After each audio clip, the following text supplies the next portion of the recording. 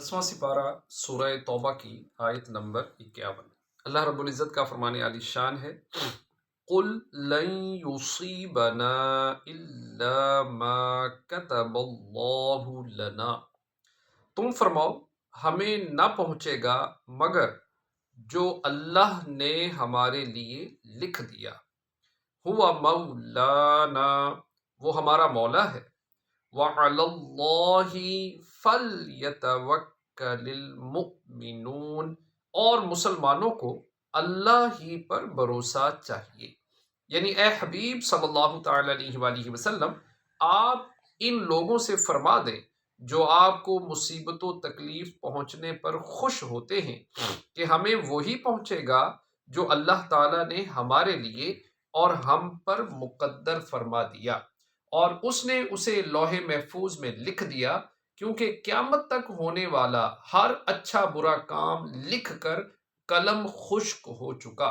तो अब कोई शख्स इस बात पर कादिर नहीं कि वो अपनी जान से इस मुसीबत को दूर कर दे जो उस पर नाजिल होनी है, और ना ही कोई इस बात पर कादिर है कि वो खुद को ऐसा फायदा पहुंचा सके जो उसके मुकद्दर में नहीं। और बेशक अल्लाह ताला ही हमारा हाफिज व नासिर है, और वो हमारी जिंदगी और मौत हर हाल में हमारी जानों से ज्यादा हमारे करीब है। और मुसलमानों को तमाम उमूर में अल्लाह ताला ही पर भरोसा करना चाहिए। यहाँ तकदीर का मसला बयान हुआ, इस मुनासबत से हम यहाँ तकदीर से मुतालिक दो अहादीस और दो आसार जिक्र करते हैं। चुनाचे हजरत ज़ैद बिन साबित रदियल्लाहु ताला अन्हु से रिवायत है, हुजूर अक़दस सल्लल्लाहु ताला अलैहि वसल्लम ने इरशाद फरमाया, अगर अल्लाह ताला आसमानों ज़मीन के तमाम बाशिंदों को अजाब देना चाहे तो वो उन्हें अजाब दे सकता है, और ये कोई उसका जुल्म ना होगा, क्योंकि वो सब का मालिक है और मालिक को अपनी मलकियत में तसर्रुफ का हक हासिल है। अगर वो उन पर रहम करे तो उसकी रहमत उनके आमाल से बेहतर होगी। अगर तुम ओहद पहाड़ के बराबर सोना या माल अल्लाह ताला की राह में खर्च करो तो वो उस वक्त तक हरगिज कबूल न होगा जब तक तकदीर पर ईमान न ले आओ। देखो, जो इस बात पर आने वाली है वो जा नहीं सकती, और जो आने वाली नहीं वो आ नहीं सकती। अगर इसके खिलाफ अकीदा रखते हुए तुम्हें मौत आ गई तो समझ लो जहन्नुम में जाओगे।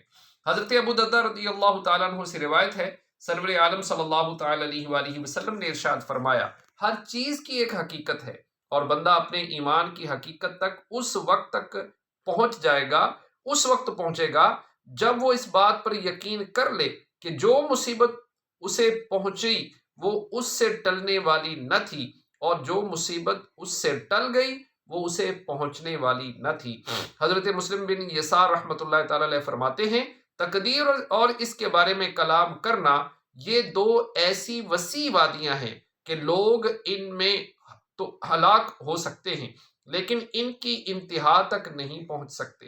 लिहाजा तुम उस शख्स की तरह अमल करो जिसे ये मालूम हो कि उसका अमल ही उसे नजात देगा, और उस शख्स की तरह तवक्कुल करो जिसे ये इल्म हो कि उसे वही पहुंचेगा जो अल्लाह अज़्ज़ा व जल्ला ने उसके लिए लिख दिया है।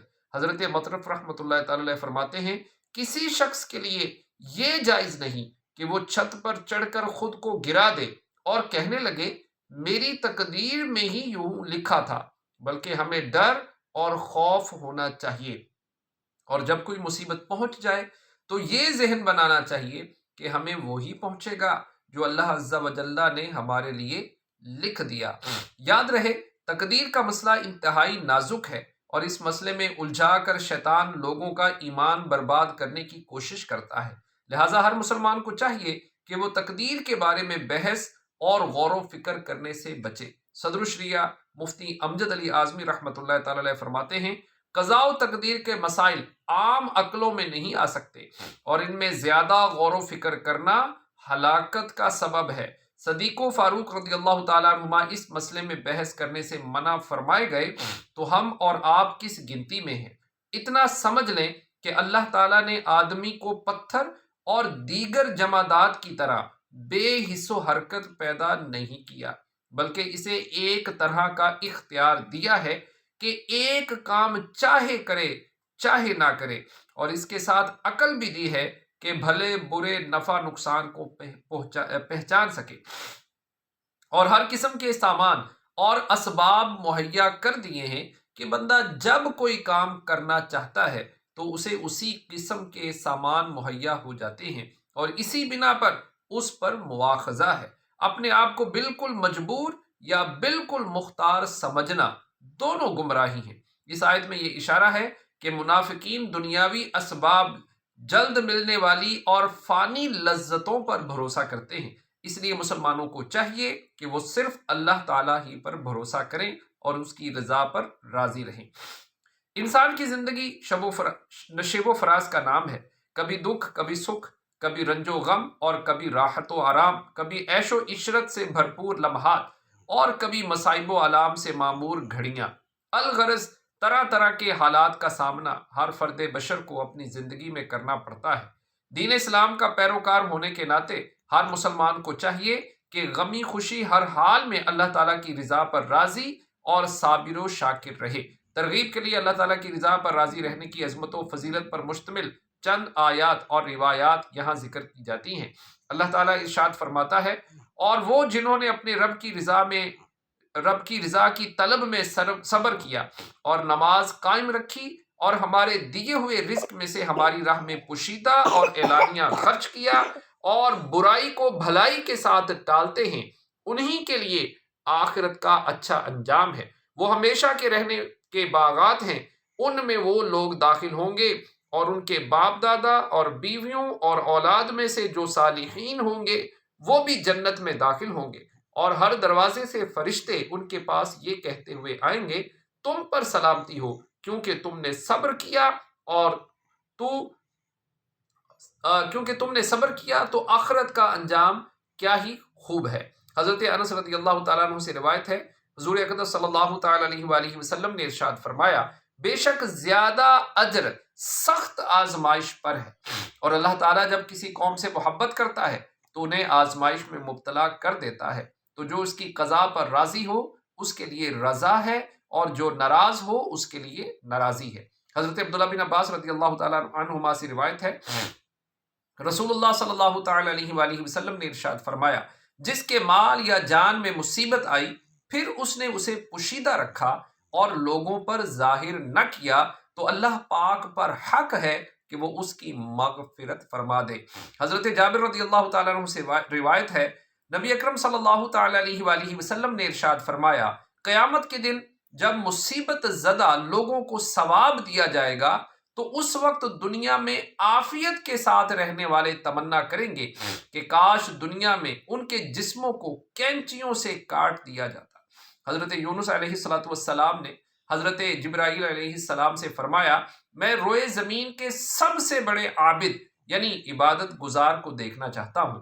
حضرت جبرائیل علیہ السلام آپ علیہ السلام کو ایک ایسے شخص کے پاس لے گئے جس کے ہاتھ پاؤں جزام کی وجہ سے گل کر کٹ کر جدا ہو چکے تھے، اور وہ زبان سے کہہ رہا تھا، یا اللہ عز و جل، تو نے جب تک چاہا ان اعضاء سے مجھے فائدہ بخشا اور جب چاہا لے لیا، اور میری امید صرف اپنی ذات میں باقی رکھی۔ اے میرے پیدا کرنے والے، میرا تو مقصود بس تو ہی تو ہے۔ حضرت یونس علیہ السلام نے فرمایا، اے جبرائیل، میں نے آپ کو نمازی روزہ دار قسم کا کوئی شخص دکھانے کا کہا تھا۔ حضرت جبرائیل علیہ السلام نے جواب دیا، اس مصیبت میں مبتلا ہونے سے قبل یہ ایسا ہی تھا، اب مجھے یہ حکم ملا ہے کہ اس کی آنکھیں بھی لے لوں۔ چنانچہ حضرت جبرائیل علیہ السلام نے اشارہ کیا اور اس کی آنکھیں نکل پڑیں، مگر عابد نے زبان سے وہی بات کہی، یا اللہ عز و جل، جب تک تو نے چاہا ان آنکھوں سے مجھے فائدہ بخشا اور جب چاہا انہیں واپس لے لیا۔ اے خالق عز و جل، میری امیدگاہ صرف اپنی ذات کو رکھا، میرا تو مقصود بس تو ہی تو ہے۔ حضرت جبرائیل علیہ السلام نے عابد سے فرمایا، آؤ ہم تم مل کر دعا کریں کہ اللہ تعالیٰ تم کو پھر آنکھیں اور ہاتھ پاؤں لوٹا دے اور تم پہلے ہی کی طرح عبادت کرنے لگو۔ عابد نے کہا ہرگز نہیں۔ حضرت جبرائیل علیہ السلام نے فرمایا آخر کیوں نہیں؟ عابد نے جواب دیا جب میرے رب عز و جل کی رضا اسی میں ہے تو مجھے صحت نہیں چاہیے۔ حضرت یونس علیہ السلام نے فرمایا واقعی میں نے کسی اور کو اس سے بڑھ کر عابد نہیں دیکھا۔ حضرت جبرائیل علیہ السلام نے کہا یہ وہ راستہ ہے کہ رضائے الہی عز و جل تک رسائی کے لیے اس سے بہتر کوئی راہ نہیں۔ صلو علی الحبیب صلی اللہ تعالی علی محمد۔